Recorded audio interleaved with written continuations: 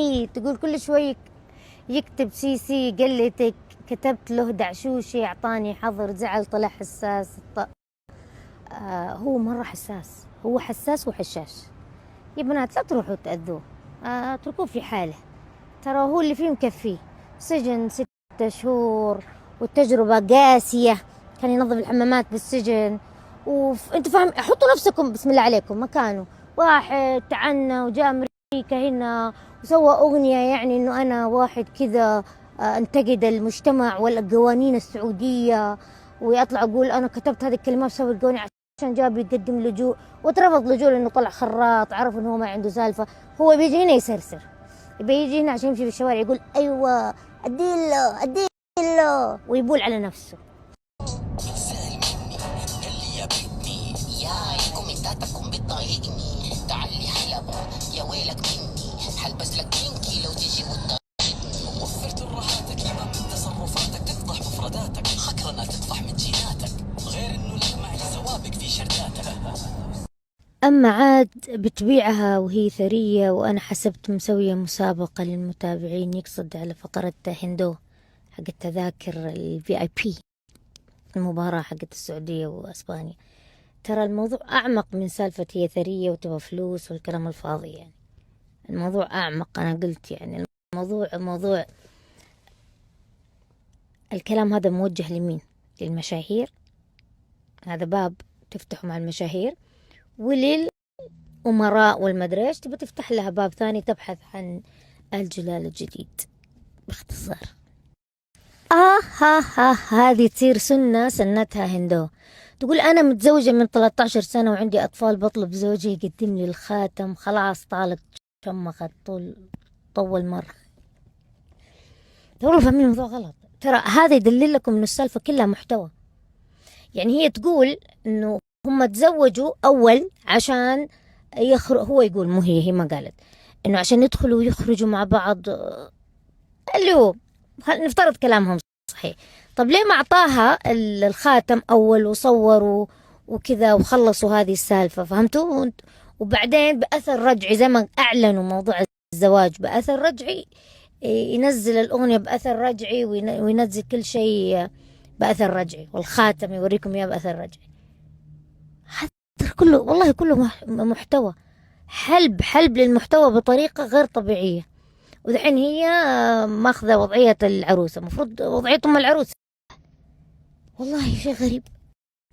أنا أشتغل في قطاع خاص ومديري في المحل هندي من كيرال، المهم منطقة دي المنطقة يقول في الهند، ومديرة اللي في الرياض هندي، ومديرة اللي في الرياض هندي، وماسك جميع الفروع، موظف هنود، ومديري قليل يحاول بس عطيته على راسه ويحاول يطفشني بس على مين، لأني محتاجة الوظيفة وفاتحة بيت وأدفع فواتير مواصلات وراتبي 4000، وكل ما أكلم حسام يصرفوني.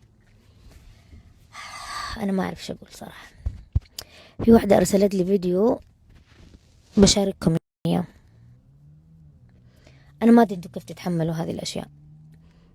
أنا زمان يعني آخر مرة كنت فيها في السعودية لما رجعت، كنت أدرس في الجامعة، رحت محل نسيت إيش اسمه، كان في التحلية مطعم يعني، وأيامها كان ما في زي دحين المطاعم المختلطة، كان قسم نساء وقسم الرجال كذا، وأنا كنت ألبس عباية ملونة ما كنت محجبة يعني. المهم وكنت لابسة عارفين البنطلونات البرمودا ولا التنور، والله الناس، المهم يعني الساق باين شوية، يعني كيف أشرح لكم، ما بوريكم، يعني ساقي مرتفع وعباية، حاطة العباية. المهم وجالسة أنا طبعا فيني إذا قعدت في المطاعم أتربع.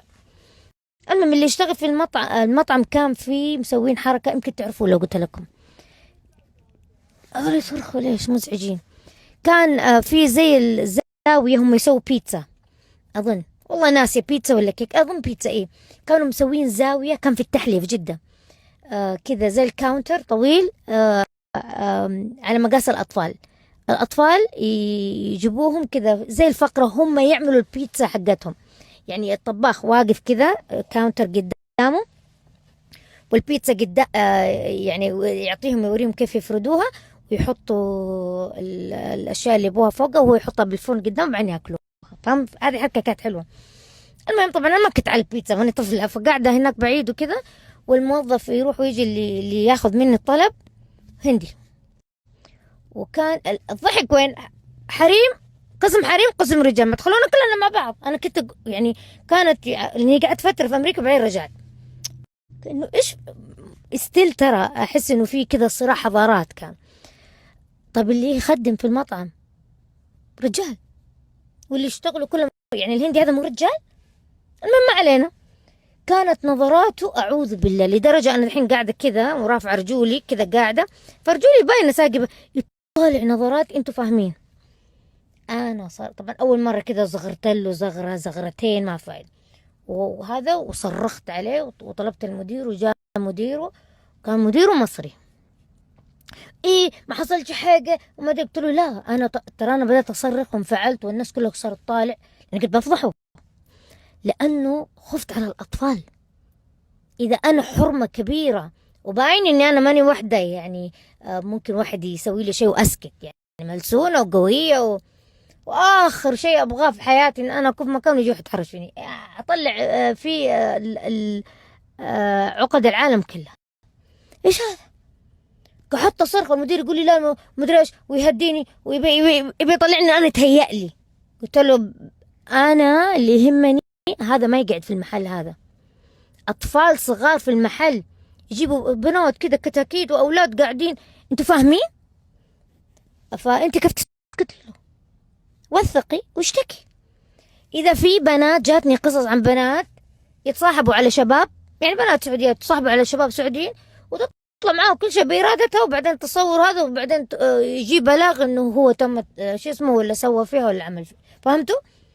بس توثقها بطريقة وتروح تشتكي.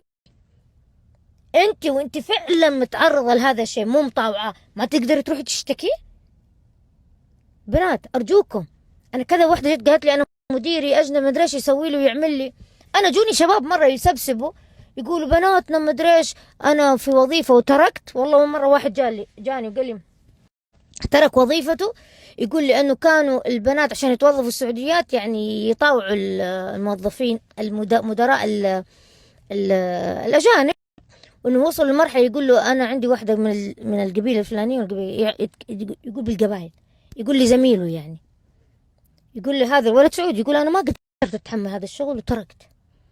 يعني أنا ما أقدر، ما هم خواتي، ما هم أحد يقرب لي عشان يعني أتدخل، حتى خواته ما أقدر أتدخل فيهم. شيء غريب. لازم تشتكوا يا بنات، لازم تشتكوا. نعم يا أختي.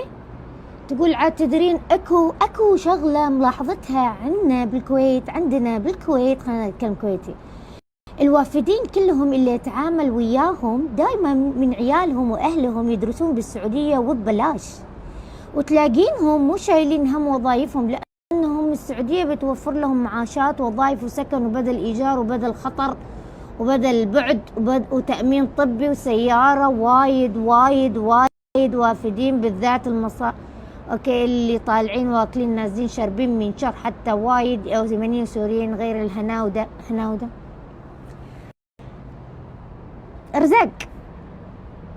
ارزاق. وسعودي اذا تحلطم وقال ما في وظائف ولا شيء تعرفوا شو يسوي فيه. تيم انت عارفة انه الرجال يقدروا يتحايلوا على القانون بامريكا؟ اسألي وشوفي، بقول لك عن ثقة تامة. يقدر يتزوج اكثر من زوجة، عقد قرآن عند الشيخ على شرط كل عقد قرآن في مقاطعة، مثلا واحدة في كاليفورنيا، واحدة تكساس، وواحدة نيويورك، وهذا نعم اسألي وشوفي. الرجل المزواج بيستعمل هذه الطريقة. انا ما يهمني، معروف اي قانون في اي مكان في العالم في ناس تخالف هذا القانون، انت فاهمة؟ أنا أتكلمت من ناحية قانونية. هل هذا الشيء إن واحد يتزوج، يعني حتى فكرة إنه مسلم يتزوج هنا، عشان إحنا في الإسلام عندنا جائز، يجي واحد يقول لهم أنا مسلم ما بتزوج ما ينحبس. في هذول شو اسمهم المرمن أظن كذا، عايشين في مناطق لوحدهم وكذا، عندهم سالفة الزواج، يتزوج أكثر من واحدة، حتى يتزوجوا 10 و20، بس هذول لهم قوانينهم الخاصة وحياتهم الخاصة، يعني حتى طريقتهم في الحياة. أظن إذا ماني مضيعة يعني ماني عارفة هم مين بالضبط، ما بألف، لكن عادي أي قانون في أي بلد في العالم تلاقي ناس يخالفوا، فهذا مخالف، مو معناته إنه هو صح. ولد خالتي نزل اسمه بالقبول وعلى أساس يروح ياخذ بطاقته الجامعية، لما وصل قالوا له اسمك ما نزل وهو معدله عالي، وصاحبه اللي معدله أقل دخلوه على طول بطاقة عشان عنده واسطة.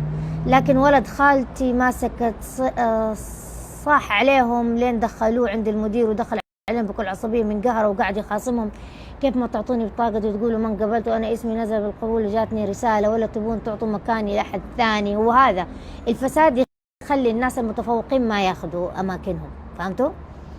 صار الولد يهددهم لو ما عطوا بطاقة راح يشتكي ويصعدها على طول، خاف المدير طلع له البطاقة، ما ينفع معاهم لكذا. اي ما ينفع معاهم لكذا، بس هذا الله يعينه، هذا حيستقصدوه، هذا ممكن يوقعوه بأي مصيبة ويحاولوا يفصلوه من الجامعة. والله يا واد تتبهلل علينا، ترى انزل لك دحين فري ستايل دس اخليك تتشقلب على قدام. يا واد تتبهلل علينا، ترى انزل لك دحين فري ستايل دس اخليك